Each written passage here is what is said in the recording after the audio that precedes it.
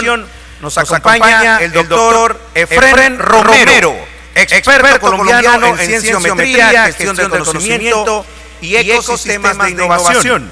Su trayectoria combina la investigación académica con el impulso del emprendimiento tecnológico basado en datos. En esta conferencia exploraremos cómo la medición y el análisis de la producción científica desde la Science of Research pueden convertirse en herramientas estratégicas para la innovación. Nuestro querido invitado, el primer expositor en este último día del Congreso, es director ejecutivo del Observatorio Colombiano de Ciencia y Tecnología, OCIT, doctor en Ingeniería, magíster en Ingeniería Industrial, entrenador certificado en Ciencia.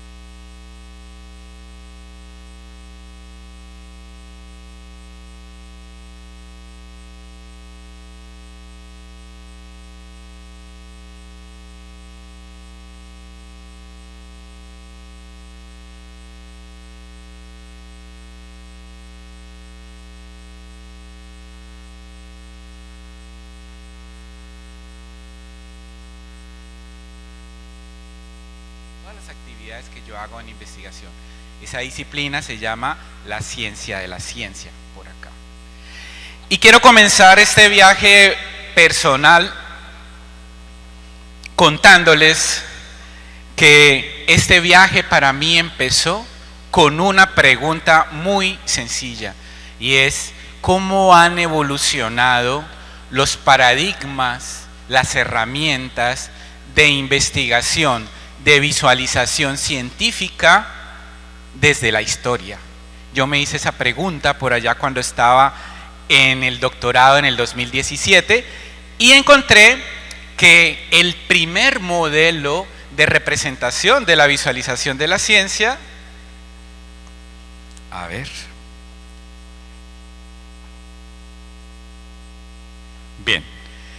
el primer modelo de representación de la ciencia se denominó la escala natural. Ustedes observan una representación gráfica de la escala natural en la diapositiva, en la presentación, y esta escala natural pretendía mostrar cómo se organizaban los seres desde la representación o el modelo gráfico de una escalera. En la parte superior ustedes observan una representación de Dios, después el hombre, después los animales, hasta los géneros y los animales, pues de menor complejidad. Y esta fue la primera de las representaciones de la visualización de la ciencia. Nos vamos a dar un saltito.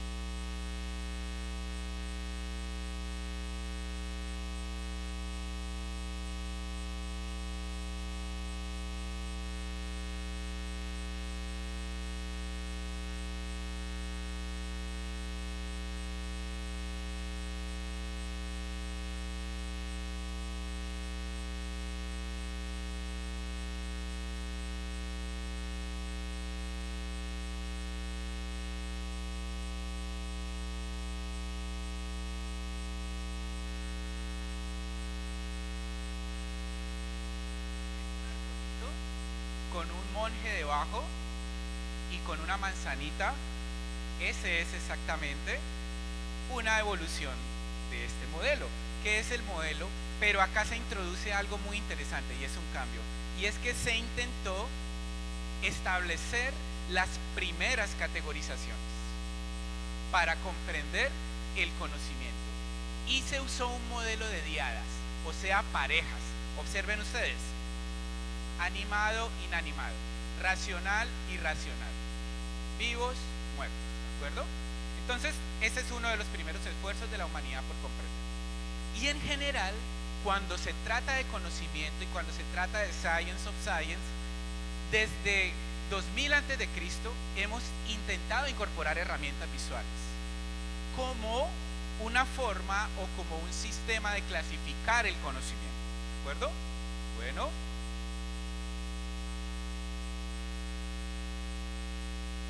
no sé si hay acá algún problema con estas pilas o ustedes me apoyan, ¿me dan con el siguiente, ¿está bien?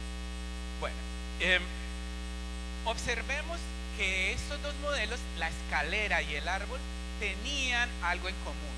Intentaban representar la unicidad, intentaban representar el orden del mundo y del conocimiento, el balance,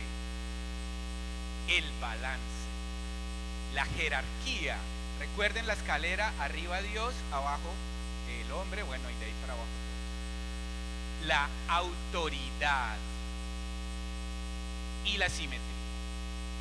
Pero ¿qué nos hemos dado cuenta? Que el mundo del conocimiento no es ni siquiera parecido a esto, y por eso vamos en este viaje, en este recorrido a 1296 después de Cristo. Ya llegamos a nuestra era y vuelve a aparecer el modelo del árbol 2.0. Hay un erudito español muy famoso, el profesor Ramón Lull, quien en 1296 desarrolló la primera taxonomía del conocimiento a partir del árbol, y por primera vez se acuñó la expresión de el árbol del conocimiento, el primer árbol del conocimiento, ¿de acuerdo?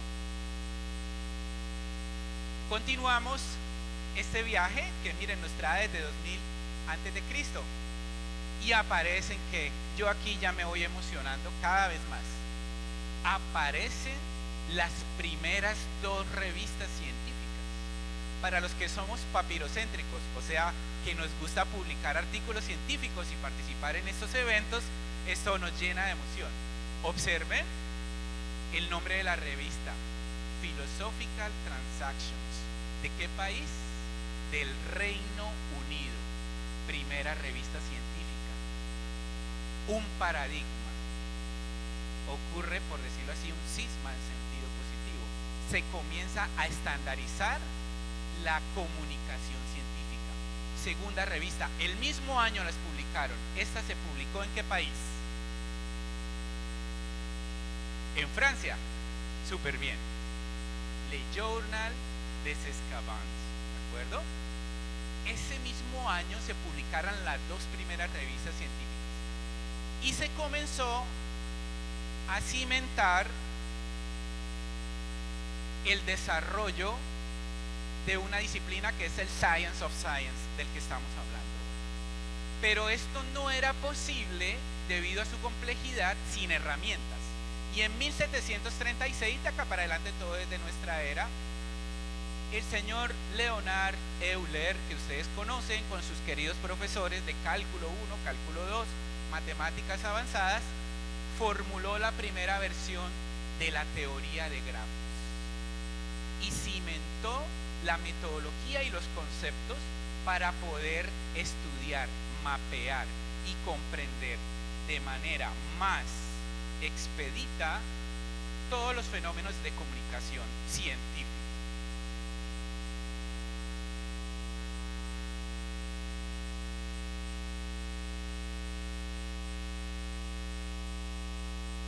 Aparece lo que nosotros denominamos en la actualidad una red.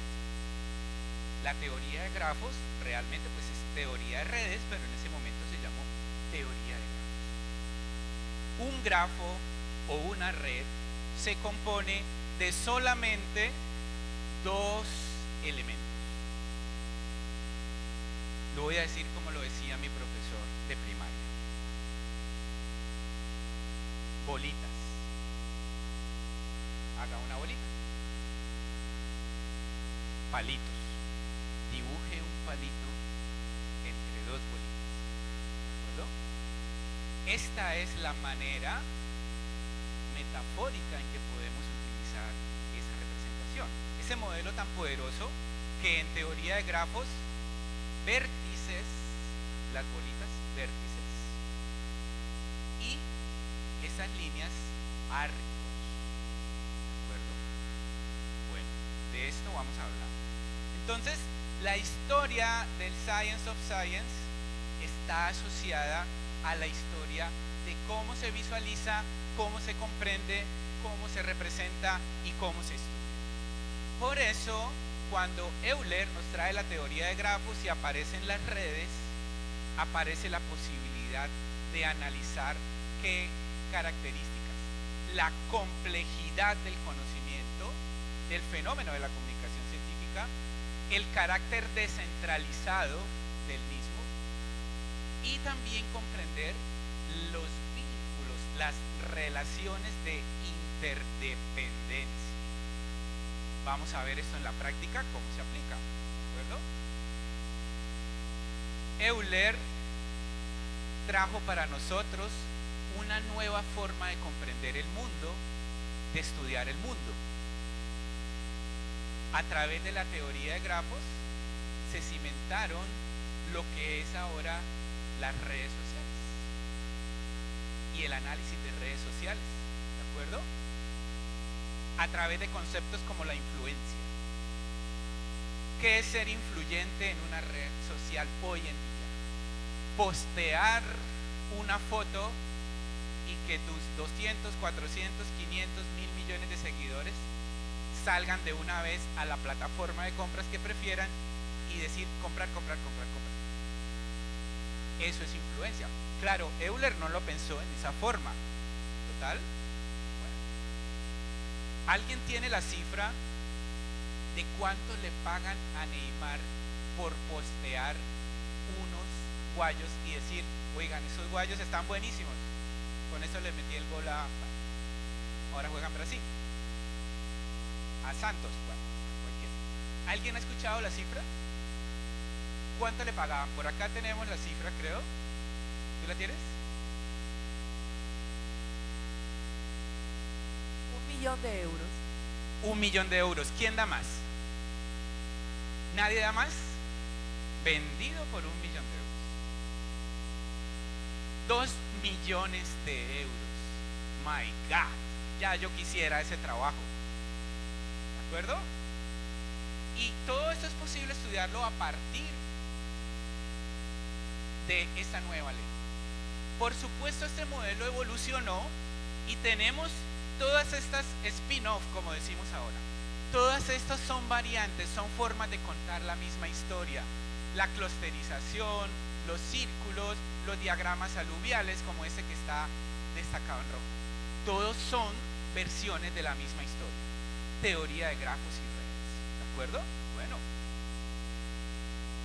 Y entonces estamos narrando la historia de un cambio de paradigma a nivel mundial, donde pasamos de representar el conocimiento en un árbol y de usar expresiones como la rama del derecho. ¿Ustedes han escuchado esa expresión? Todavía la usamos y ustedes dirán, esa expresión o esa metáfora del árbol nosotras la vinimos a conocer desde el 450 a.C. y hoy todavía decimos la rama del derecho. Hoy todavía lo decimos y todos, y está perfecta. Oiga, pero ¿por qué una rama? Bueno, pues porque venimos de un arquetipo, de un modelo que es el modelo de arte. ¿De acuerdo? Y vamos llegando al corazón de esta conferencia, y es comprender qué es el Science of Science. Pero no es posible comprender qué es el Science of Science sin comprender su objeto y lo que hace y qué intentó. Entre 1926 y 1948 se empezaron a cimentar lo que se denominan las leyes del Science of Science, las leyes de la bibliometría, las leyes de la cienciometría. Y se descubrió que había unos patrones, unas tendencias, unos comportamientos que se repetían. A esas tendencias, a esas distribuciones, se le llamaron las leyes de poder. Y son distribuciones de probabilidad. Observen, Power Law Distributions. Vamos a ver, vamos ahorita a hacer un viaje y vamos a montarnos, como decía Newton, sobre hombros de gigantes. Cuando Isaac Newton publicó Principia Matemática, él dijo: si yo he podido ver hacia el futuro, es porque me he montado sobre hombros de gigantes. Y él reconoció tácitamente que él no podría haber inventado el cálculo diferencial sin los trabajos de los científicos previos. El conocimiento es acumulativo. Por eso él decía: yo no podría haber hecho esto si no estuviera yo montado sobre hombros de gigantes. Él hablaba sobre lo que trabajaron los matemáticos que le precedieron. Y vamos a ver y vamos a montarnos en hombros de gigantes y ver quiénes descubrieron las leyes de la cienciometría. Primer personaje, el profesor. El videito no me deja ver el nombre. Si mueven el videito para la parte superior, pero ese creo que es el profesor Alfred Lotka. Eso, perfecto. Alfred Lotka, ¿de acuerdo? Él comenzó a estudiar cómo se distribuían las publicaciones entre los autores de una ciencia que era la química, y se dio de cuenta de algo, que había un número muy pequeñito de autores que publicaban grandes cantidades de artículos y generaban el mayor impacto. ¿De acuerdo? Y a partir de eso se formuló lo que conocemos como la ley de Lotka de la producción científica. Muy bien. Ahora vamos en hombros de gigantes, el profesor George Siff. Esta historia es mi preferida. En 1935, por supuesto que no teníamos computadoras, y él se hizo una pregunta: oiga, ¿cómo será la distribución de las palabras en los 12 idiomas principales? Inglés, español, alemán, francés. Y comenzó a contar en los textos a mano, y construyó ese estudio empírico a mano, contando en libros, en textos, y llegó a una proporción. El 40% de las palabras de cualquier texto son no significativas. Solo el 60% son frases sustantivas o frases verbales. Y esto permitió cimentar la ingeniería de texto. ¿De acuerdo? Y cuando vamos a ver los ejercicios, los resultados que vamos a aplicar, lo que aplicamos es la ley de Siff. ¿De acuerdo? 1935. Seguimos este viaje en el tiempo y aparece el profesor Samuel Bradford. Ustedes vieron que se inventaron, la primera revista científica apareció ¿en qué época? Yo veo que por acá tomaron apuntes. ¿En qué época salió la primera revista científica? Buscan su cuaderno.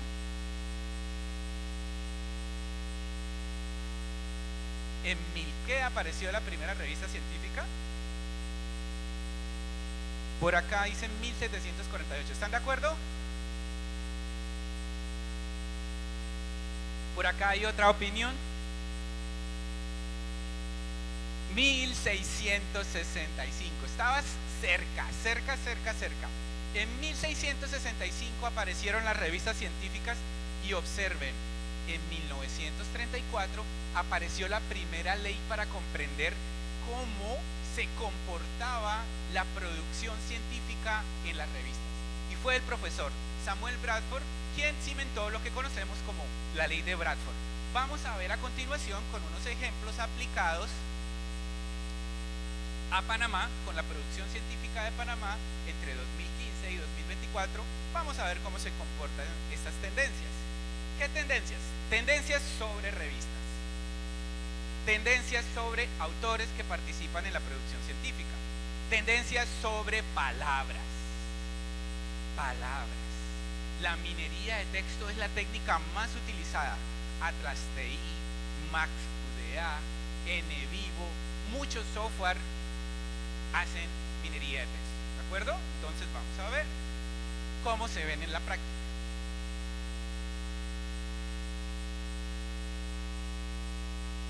Estas gráficas que ustedes van a ver las construimos desde el Observatorio Colombiano de Ciencia y Tecnología, tomando como base datos de Scopus y Web of Science de Panamá en el periodo comprendido entre 2015 y 2024. Procesamos en total 11.000 artículos, de los cuales, haciendo homologación de las bases de datos, encontramos 9.700 subproductos únicos entre las dos bases de datos. Habían unos repetidos, por supuesto. Hay revistas que están en WOS y que están en Scopus. Y esos artículos fueron publicados en 2.900 revistas. ¿De acuerdo? Por acá está. Listo. ¿Recuerdan al profesor Lotka? ¿Qué decía la ley de Lotka? ¿De acuerdo? En sus apuntes, ¿qué dice la ley de Lotka? ¿Qué estudió la ley de Lotka? ¿Qué intentaba interpretar la ley de Lotka? ¿Cómo se distribuían quiénes? ¿Los qué? ¿Las publicaciones? ¿Los qué? Del tema de química, los autores del área de conocimiento. Entonces, ¿podemos mover el videito a la esquina superior derecha, por favor?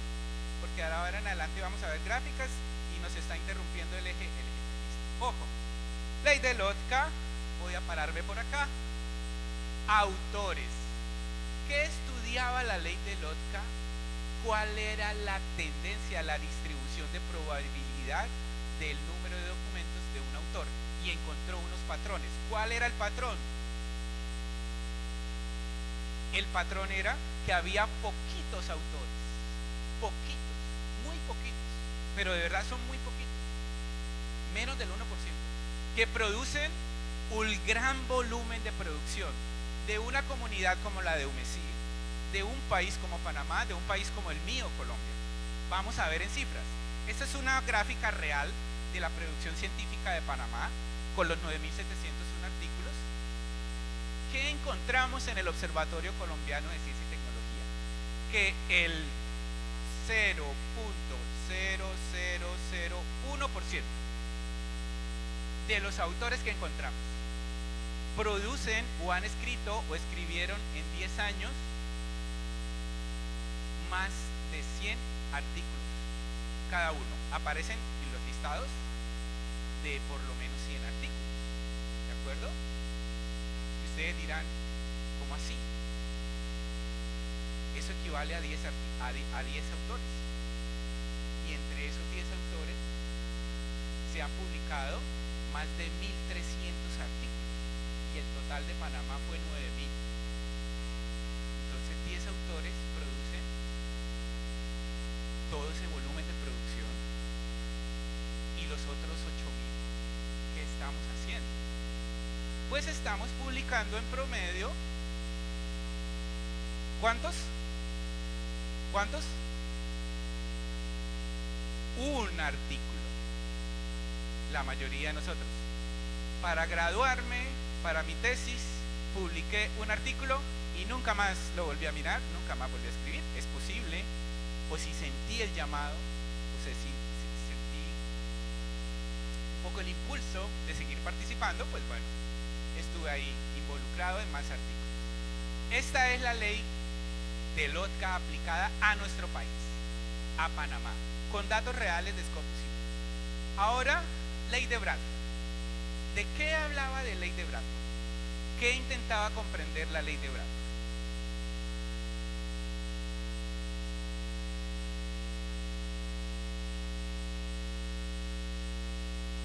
¿Qué estudiaba la ley de Bradford?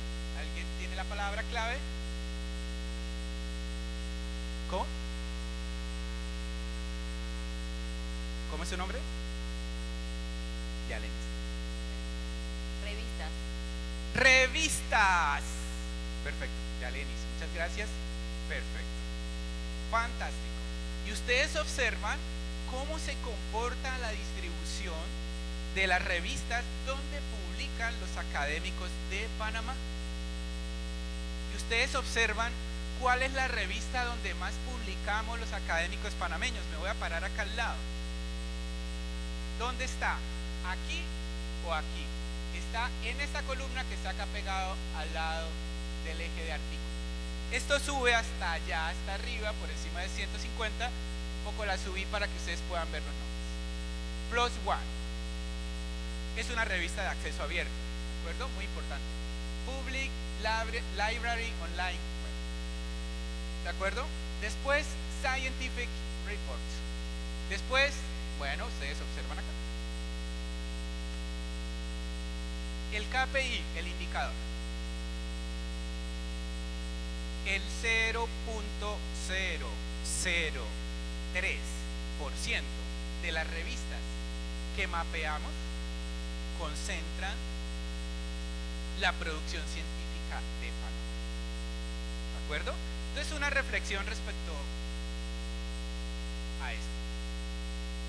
Si la producción científica de mi país, de mi universidad, está concentrada en un número pequeño como la conformación de un equipo de fútbol, ahora que estamos en la Copa de Oro, ¿cierto? Estamos jugando Panamá, ayer estaba jugando con Guatemala, ¿cierto? Yo creo que vi por ahí. Estábamos ahí en el partido. Algo como un equipo de fútbol. 11 personas concentran la gran producción de Panamá. ¿Qué tal ocurriera algo como lo que le pasó a Chapecoense o lo que le pasó en algún momento al equipo de rugby? Un tema de riesgo, ¿cierto? Imaginémonos que algo le pasa, porque son muy poquititos los académicos que son los soportes, los pilares de la producción científica de un país, de una universidad. Y entonces, esto nos lleva a uno de los elementos que analiza el Research of Research, que es el riesgo. Bueno, pero hasta este momento solo habíamos encontrado la manera de comprender cómo se distribuían y derivar de experimentos, experiments on experimental findings, como dice en la canción, que vamos ahorita a trabajar, ¿de acuerdo? Pero nadie había dicho science of science. Nadie había dicho science of science. Y fue el profesor Derek de Sola Price en 1959 quien acuñó el nombre de Science of Science. Y él dijo, ¿y por qué no aplicamos todas esas distribuciones de probabilidad a todo lo que se genera en la producción académica y científica y tecnológica y las patentes? ¿De acuerdo? Y entonces seguimos preguntándonos, ¿qué es Science of Science?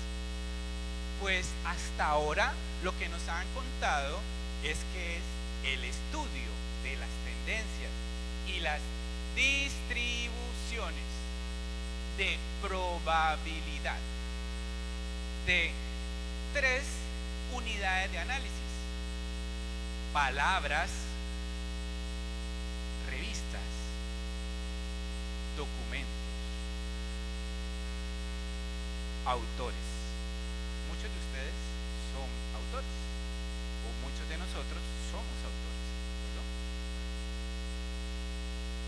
Pero por supuesto con esas distribuciones de probabilidad no basta. Y ayer hablamos de los KPIs. Entonces vamos a hablar de los KPIs, algunos muy importantes en la cienciometría. Primero, inventado por el profesor Eugene Garfield en 1969, el factor de impacto. ¿Aplicado a qué? A las revistas. De nuevo las revistas. Vuelve y juega con las revistas. Vuelve y juega con las revistas. Después aparece, o el personaje se repite, el profesor Derek de Sola Price. Y él dijo, formalizó lo que otros decían: Se habían hecho muchos esfuerzos por comprender cómo se comportaba la coautoría, pero él fue el primero que lo dijo de esa manera. Él acuñó el término coautoría, colaboración, ¿de acuerdo? Y ahora vamos a ver. Y aparece, miren todos los estudios de palabras que se hacían antes y nadie le había puesto nombre a eso. Y yo los invito a esto que forma parte de nuestro ejercicio del... ¿Dónde están los estudiantes de doctorado? Por favor, levanten la mano los estudiantes de doctorado. Por acá. Mi solidaridad. Mi solidaridad absoluta. Yo acabo de terminar mi doctorado. Bueno, chicos, chicas de doctorado, por supuesto de maestría y de pregrado. Estos métodos y las herramientas que estamos viendo y que vamos a ver deberían facilitarnos, acelerar nuestro proceso de publicación para nuestros grados de doctorado.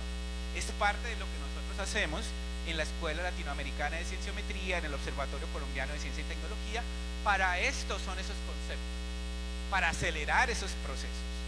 Y dentro de esto, el más utilizado de todos estos indicadores que hemos conversado es el del profesor Callon, y es el de la coocurrencia de palabras, word co-occurrence, que dio cuerpo, alma a la minería de texto a través de unos indicadores como la centralidad y como la densidad, ¿de acuerdo? Y a este concepto, por ser tan usado, le dedicamos estos 30 segunditos. ¿Qué es la coocurrencia de palabras? Es la coincidencia de dos o más palabras, llámense palabras claves, llámense términos extraídos de un resumen, ¿de acuerdo? De cualquier origen, que se repiten en dos o más documentos. Entonces, si yo tengo dos papers que de manera simultánea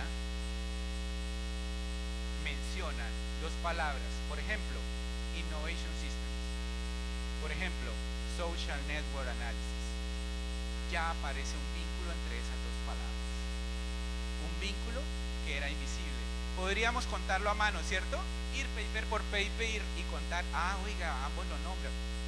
Pero en la actualidad se publican 10 millones de papers en promedio al año, y si lo hacemos con patentes, se solicitan 15 millones de patentes. ¿Será que es posible mapear las tendencias a mano? No, por eso este evento, liderado acá por UMECIT, habla del uso de la inteligencia artificial para acelerar estos procesos de análisis de datos. Y llegamos al final del viaje de los indicadores, tal vez con el indicador más famoso, sí, el de mayor impacto científico en temas de citaciones, y es el índice H. ¿Quiénes acá monitoreamos el índice H por allá en Google Scholar? ¿Pueden levantar la mano? Yo veo mi H en Scholar. ¿Qué es el H? Es una relación entre el número de artículos que uno publica y el número de citaciones que uno tiene. Si yo tengo un índice H 100, eso quiere decir que yo he publicado 100 artículos y esos artículos han obtenido el que menos 100 citaciones o más. O sea, el primero puede haber obtenido 50.000 o 100.000 o 1.000, pero el último de la lista 100. Eso lo inventó un argentino, no tiene nombre de argentino, bueno, medio nombre de argentino, pero el profesor Jorge Hirsch es de Argentina. Y él produjo el concepto más influyente en la medición y evaluación del Science of Science en los últimos 20 años. ¿De acuerdo? Muy cercano acá a nuestro contexto. Bueno, ahora vamos a ver cómo se ven esos KPIs en la práctica, de nuevo, con la misma información de Panamá. Y observamos una característica muy interesante. Observen la revista donde más publicamos los panameños, PLOS ONE. ¿En qué puesto de la lista está? En la parte de abajo. En esa revista es a la que más le apuntamos en nuestro sistema de ciencia.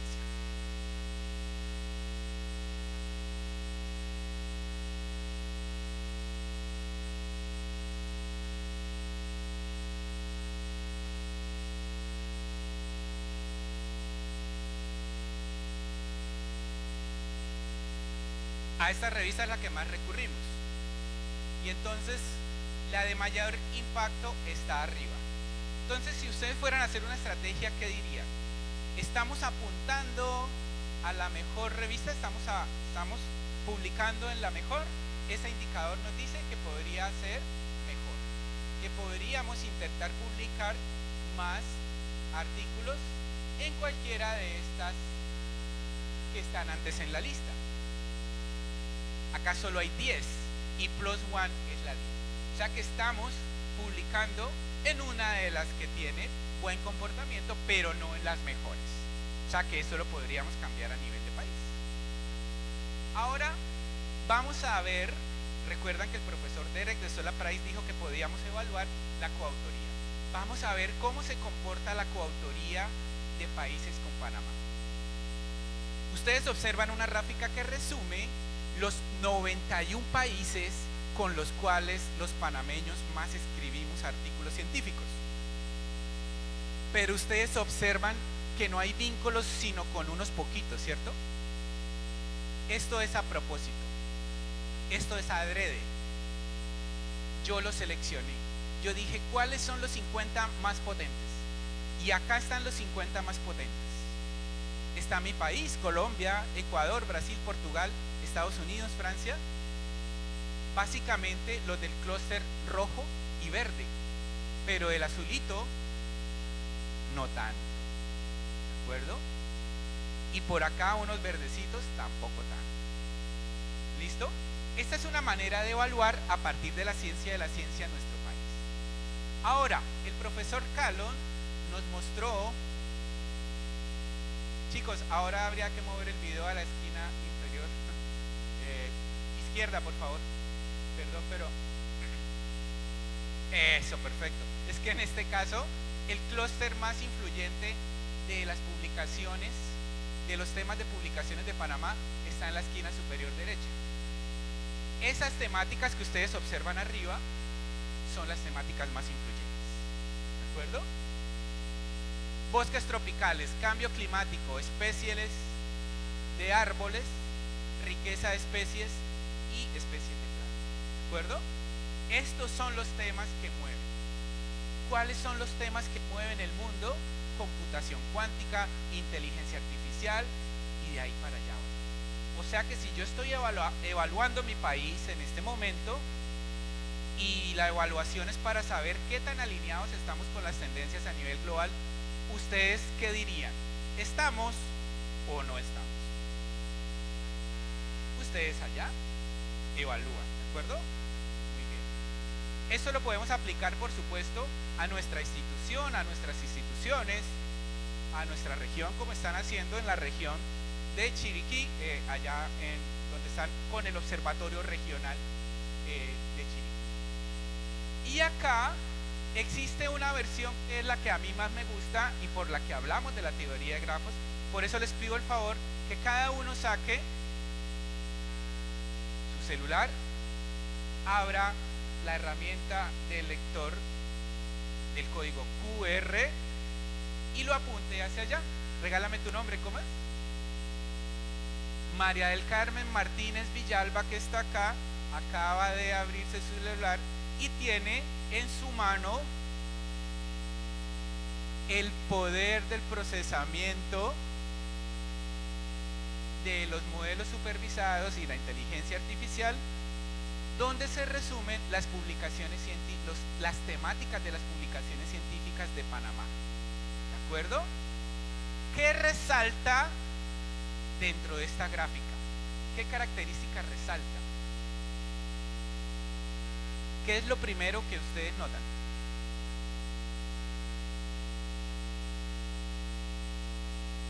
hay 4 grupos de colores, ¿de acuerdo? Ustedes podrían ponerle un nombre a cada uno de esos grupos de colores sin ningún problema, ¿de acuerdo? Quiero que me ayuden, si ya pudieron leer el código y pudieron ver el mapa. Voy a moverme rápidamente para acá, para atrás. ¿Lo pudieron capturar? Acá lo veo súper bien. ¿No? ¿No lo alcanzan a capturar? Acá sí lo alcanzamos a capturar. Acá lo veo, a ver, súper bien, funcionó. Listo, nos llevamos de parte de Umesit, súper bien, un regalo muy especial, y es este mapa que resume las temáticas de investigación de la producción científica. Si no podemos venir aquí atrás al televisor, también está súper cerca. Bueno, entonces, este es un regalo muy especial para que todos recordemos esta conferencia y recordemos esto. Cuando uno está haciendo doctorado y en los procesos de investigación, le salva a uno la vida. Bueno, y vamos a ver cómo estamos los autores.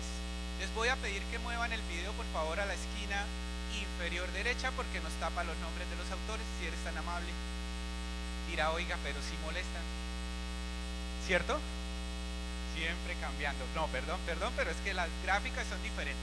Entonces, observen, este es el top 20 de los autores académicos de Panamá. Quiero que miremos los apellidos y que me digan qué notan de raro.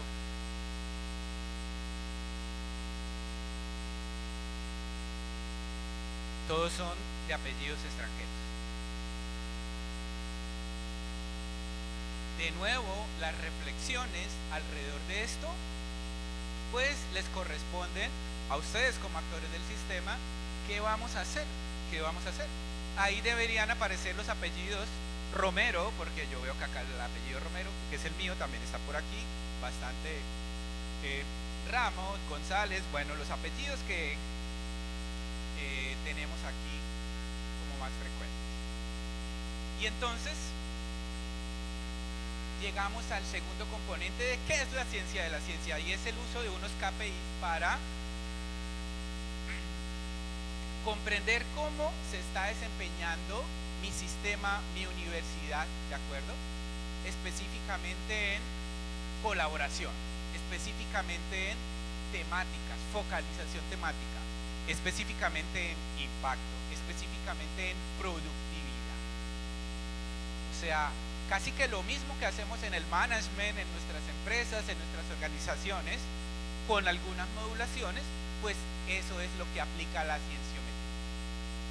La ciencia de la ciencia es un campo que busca entender cómo se produce el conocimiento, cómo se organiza, cómo se difunde, y lo más importante que dice el modelo de la UNESCO: cómo impacta en mi vida, cómo impacta en la vida de ustedes, cómo estamos impactando en las comunidades, ¿de acuerdo?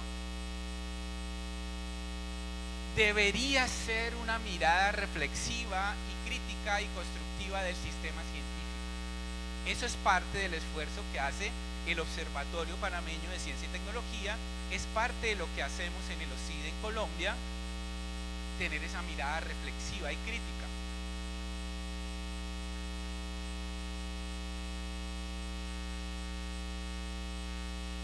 ¿Qué es Science of Science?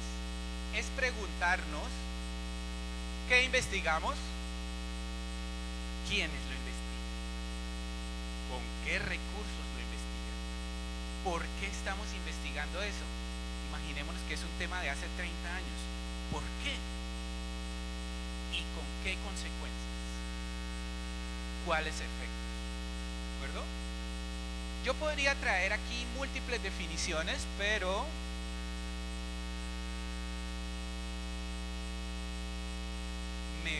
yo me emociono y me pongo como poético.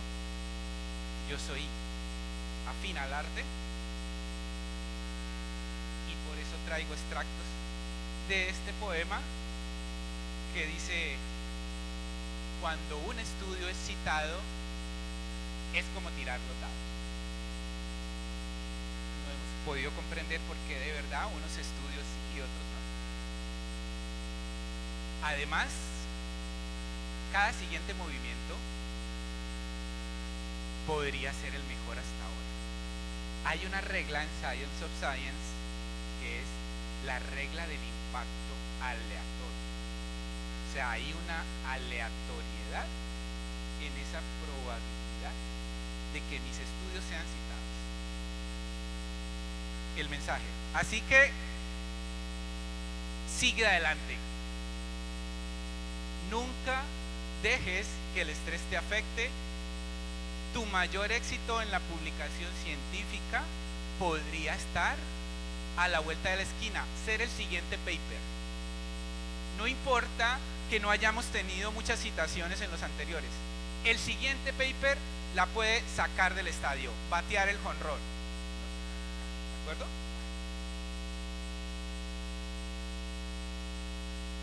Así lo dice este poema en inglés. Es un poema construido entre una universidad del Reino Unido, Kensington, y un rapero que se llama Baba Brinkman, que fue el que lo interpretó. ¿De acuerdo? Y dice, bueno, todo estudio publicado para descifrar las señales, experimentos sobre hallazgos experimentales, los Science